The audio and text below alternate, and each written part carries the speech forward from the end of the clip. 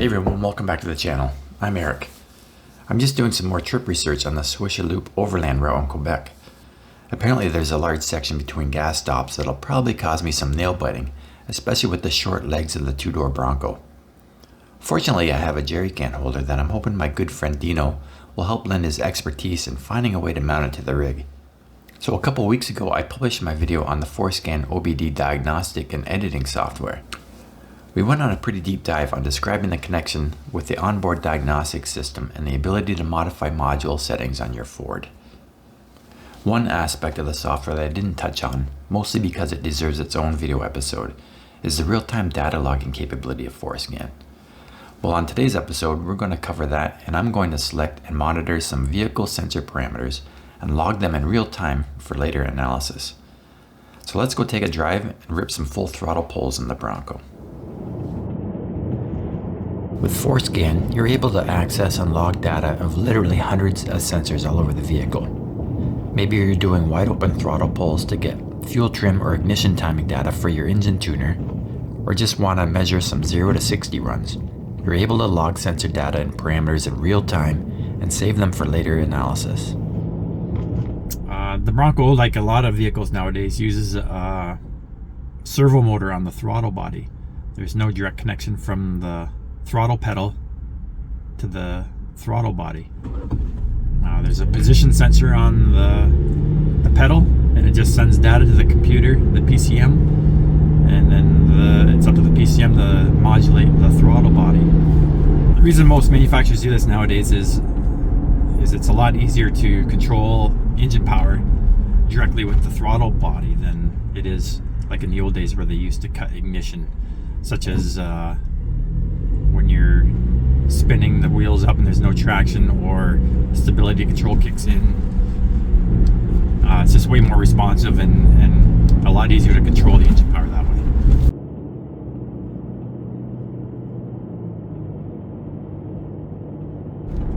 So I noticed when I was logging sensor data on the Escape, I would do standing start full throttle pulls, and then I could see the throttle position sensor showing 100% wide open. And then as the vehicle accelerated and shifted in the second, you could see the position dip, reducing power, probably to smooth out the shift. But then it would pull back while my foot was still hard in it and reduce power, presumably to reduce torque to the transmission.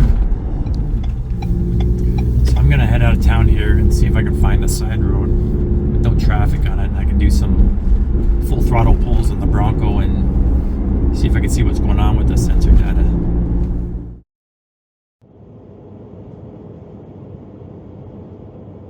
You may remember way back before the Bronco launch, Ford sent a bunch of Broncos out on the Rubicon Trail to do some testing.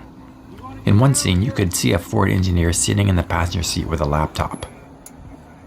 He was obviously monitoring and logging some of the aspects of the vehicle in real time. Your guess is as good as mine as what data. Maybe independent wheel speed data, traction control valves, maybe the differential locking actuator, or maybe the engine torque request and arbitration clipping sensor data, whatever that is. Like I said, hundreds and hundreds of sensor data points are accessible through FORScan. So the same wired or Bluetooth connection to the vehicle is required, obviously, but instead of looking at the DTC codes or module data, we're going into this oscilloscope looking icon. 3 data views are available: dashboard, oscilloscope, and table views. As before, give it a minute to find and load the module data. Clicking on the gear icon on the bottom will open the module selection dialog screen. From here, you can zero in on one particular module or search for all sensor data from all the modules. Selecting all modules will elicit a warning prompt mentioning data collection issues while simultaneously accessing high and medium speed buses. This is where a quality OBD dongle will perform much better than an Amazon knockoff. You'll need to give it a minute to pull up all the modules, but once loaded you can understand how there can be data traffic issues with the sheer amount of information constantly running around the buses in the vehicle. I mean, just look at all these channels. Literally hundreds and hundreds of data points. Pretty crazy. At the top of the window, you'll see the filter dialog box. Here is where you can search for the particular sensors you wish to log. Select the particular sensor, then use the arrow button to add it to the PID selection screen. In this example, I'll use the calculated engine load and throttle position. Hovering over the sensor dialog will give a description of the sensor. Also note that different modules can have access to the same sensor data. I'll search for one more example, vehicle speed, and add it as well. Most sensors are searchable in plain English, but actual sensor names are almost always abbreviations such as VSS for vehicle speed sensor or OSS for output shaft speed. Once you have the sensors you want to monitor, click the check mark to close the selection dialog box. You're now able to view the sensors in whichever view you desire. The oscilloscope gives a good visual comparison to each sensor. When you're ready to log, simply hit the play button at the bottom to begin the logging. So now that we have an understanding of the data logging procedure, let's go for a drive and put it to use. Okay, I'm gonna start a log now. Wait for this car to pass me. And I'll pull out and I'll do a pull from a standing start. And then just mash the throttle hard on. A little more traffic here than I thought there'd be.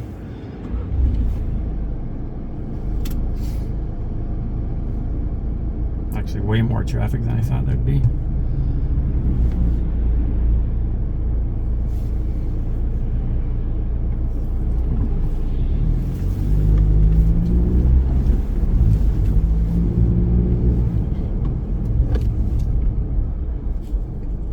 Okay, dead start.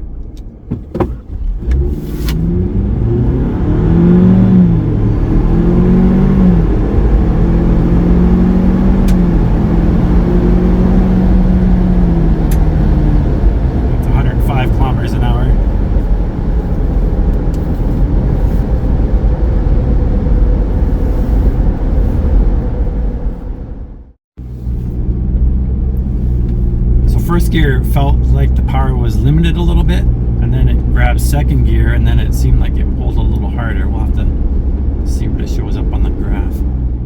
So here's the log of that first run. The top graph is my gas pedal position, and you can see where I'm at it. The first thing that draws my attention is the throttle plate actuator, the green plot on the chart. I initially thought the truck detected wheel spin and the power was being modulated by the throttle servo. But as you can see down at the bottom, the wheel speed sensors are actually showing the truck stationary. It may be that I'm just pulling the speed info from the increment cluster data and it's just low resolution info. I'll have to try another run sometime while actually logging all four wheel tone ring sensors. That large spike on the engine load at the beginning of the run is a little concerning. When you rewatch the run, you can see the throttle plate gradually open up, and then as the boost and loads peak, the throttle starts modulating. Also note that the PCM doesn't let the engine go to full load until the top of second gear, and this is also where the throttle plate gets the most active. I'm going to pull up over here and I'm going to do a rolling start and squeeze the throttle instead of just standing on it.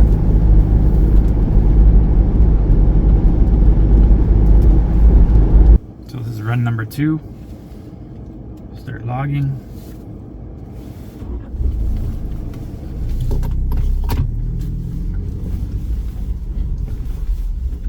This is going to roll onto it.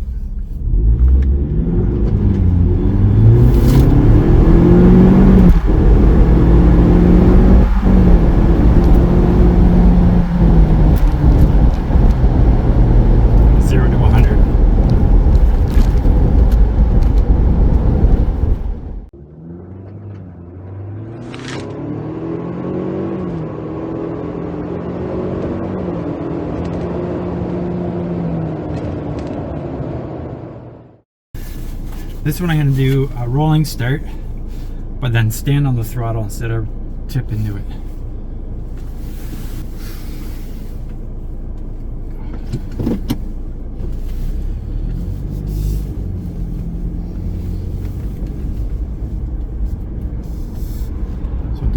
10 kilometers an hour and then stand on it.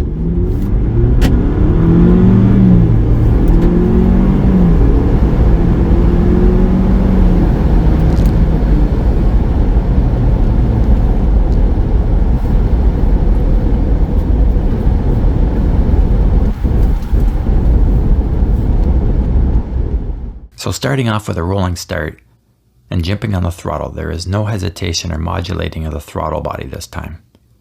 You can totally see the initial response is immediate with regards to engine load and throttle body as soon as the accelerator is pushed. But then it pulls all the way back to about 30% before gradually ramping up and modulating again to keep the engine load at 100%. Here are the sensors once again in real time. From the seat of the pants, you can tell power is artificially reduced all the way through first gear, but once it shifts into second, it's delivering it all. This run was a little better. The last rolling start, I was a little too slow with the throttle application. Again, an initial spike with the load and throttle body, and then reduced power through first gear. And then as it hits second, full load and the throttle servo starts fluttering, controlling torque output. You can see how quickly the load jumps up as soon as the second gear is made.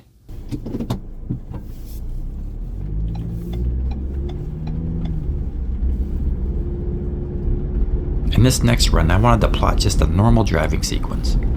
I tried to log the transmission gear, the top line on the chart, but the sensor I connected to was apparently used to detect reverse only. You need to be aware of which model you're pulling data from. This clearly wasn't the one I wanted. Some trial and error is to be expected when you're doing this sort of thing. When I pull away from the stop at about 30% throttle, you get a perfect example of how the throttle servo controls engine power during shifts, trying to make them smooth and seamless. You can also see when not under full throttle, the sensor data between my right foot and the throttle servo correlate to each other pretty good. Nothing too crazy going on with the PCM.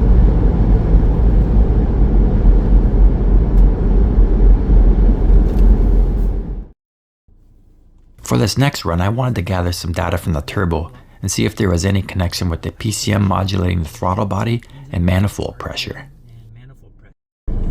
Manifold pressure because I couldn't get the turbo PSI to show any meaningful data.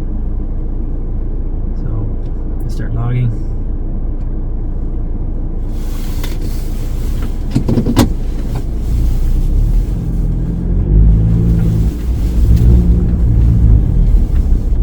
Come to a stop. Full throttle.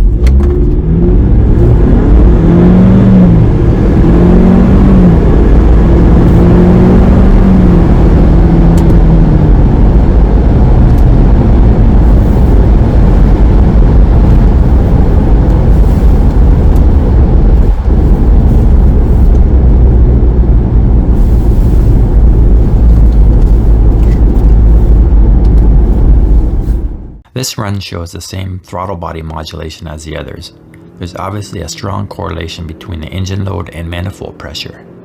I wonder if the throttle is being manipulated to keep a measured amount of turbo pressure in the engine under wide open throttle. In the old days of turbos, the boost pressure would ramp up on a wave of torque when you open the throttle, and then the wastegate would begin to open from a vacuum actuator at a certain pressure value, and then you'd feel a loss of power. With the way the EcoBoost seems to be doing it, you're not dumping pressure from the manifold, but just keeping it in check.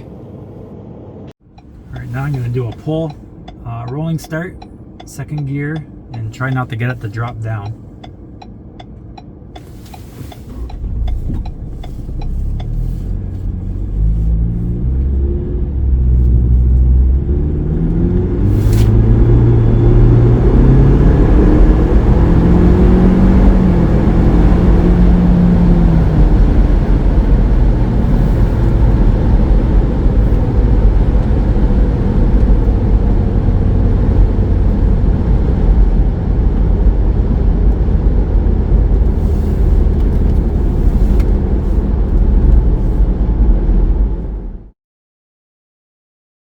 On my earlier roll-on pull, I bungled it and caused the transmission to downshift instead of pulling smoothly up through the gears.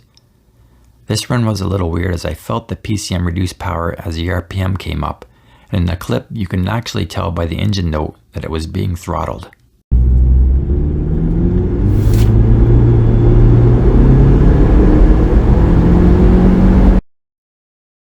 However, you don't see a reduction in load or boost, but it definitely plateaus at that point.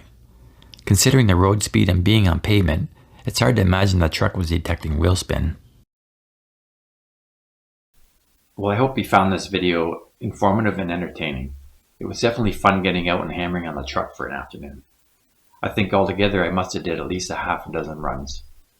What I initially believed to be was torque limiting in my Ford Escape for the sake of transmission durability. In the Bronco, this doesn't really make much sense, even though the PCM drive characteristics seem similar. Seeing as the 2.3 and 2.7 liter EcoBoost motors use the same transmission, and the bigger motor has over 100 foot-pounds of torque than the 2.3, I'm confident the transmission can handle that power. Unless of course the PCM is really limiting the torque in certain situations from the 2.7, but I really doubt it. Maybe next time when I go out with FORScan, I'll do a run with the traction control off and see how the throttle actuator responds. Or maybe put the transfer case in 4 high and monitor the wheel speed sensors. It might also be interesting to see what the sensor data looks like when the eco mode is on. In the same respect that direct throttle modulation is more efficient at managing traction, for example, doing the same modulation to control boost pressure is also a better way of controlling torque than just dumping all that extra turbo energy through the wastegate unutilized, not to mention spinning the turbo needlessly.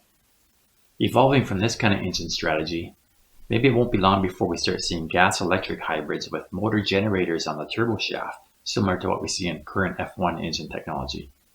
Instead of dumping waste energy from the turbo into the tailpipe, the motor generator loads down the excessive turbo RPM to generate electricity for battery storage. And to reduce turbo lag, the same unit can pre-spool up the turbo for instant power and response. Is an electric torque assist Bronco in our near future? Who knows? Food for thought. But until next time, we'll see you here again on the Lonely Overlander. Oh, I almost forgot. 0 to 60 times. What you want to do is log and record a run to 60. Save the log so you can open it back up later with FORScan. When you look at the chart, you'll see the timestamp along the bottom of the graph. Mark the time when you first notice tire rotation, in this case at about the 49.06 mark. Now scroll across till you hit the 60 mile per hour mark on the speed plot. I'm in kilometers an hour, so about 96.5k is 60. And here I see a time of 57.55. Simply subtract the two numbers and you'll have your instrument measured 0 to 60 time.